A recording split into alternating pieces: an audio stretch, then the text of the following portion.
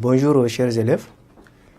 Aujourd'hui, dans cette séquence, nous allons voir corde et arc des cercles, qui est une séquence qui se rattache directement à la séquence précédente, qui nous parlait d'égalité entre des arcs et des longueurs.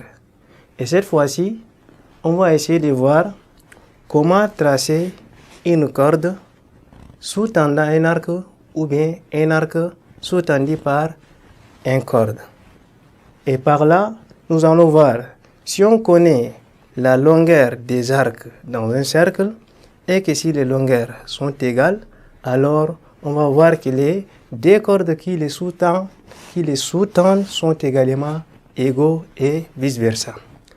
Donc, premièrement, ce que nous devons retenir, si par exemple j'ai un cercle C, des centres O et des rayons bien connus, je prends le cas de A, B, C, D, des points de cercle dont AB représente un arc et CD également représente un arc. La longueur de l'arc AB, c'est une longueur, mais c'est une distance qui est curviligne. Par contre, la corde formée par AB, c'est-à-dire je vais joindre directement le point A et le point B qui forment l'angle au centre AOB.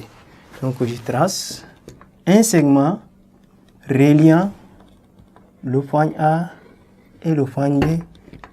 Et ça, le segment AB ou bien la mesure du segment AB est appelée longueur des cordes AB. Et c'est comme ça, quand on joint deux points du cercle qui se trouvent à l'extérieur ou à l'extrémité du cercle par une droite ou bien par un segment, il définit automatiquement une corde. Donc, ici par exemple, si la corde AB est égale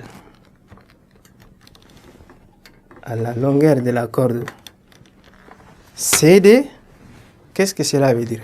C'est-à-dire la longueur AB directe de la corde est égale à la longueur de la corde CD.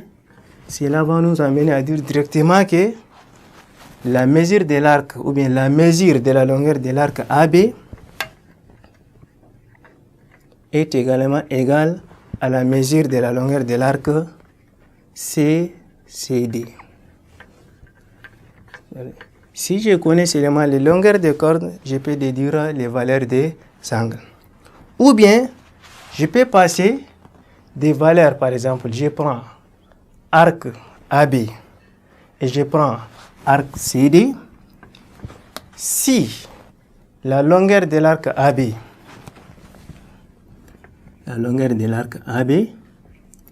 est égale à la longueur de l'arc CD,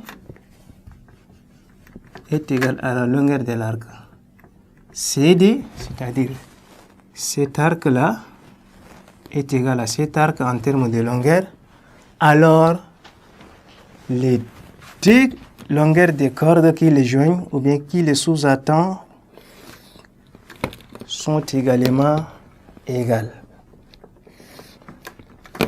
Je connais la longueur de cet arc, je connais la longueur de cet arc également. Lorsque ces deux longueurs de ces deux arcs sont égales, alors la longueur de la corde AB est égale également à la longueur de la corde CD. Ces deux propriétés sont réciproques.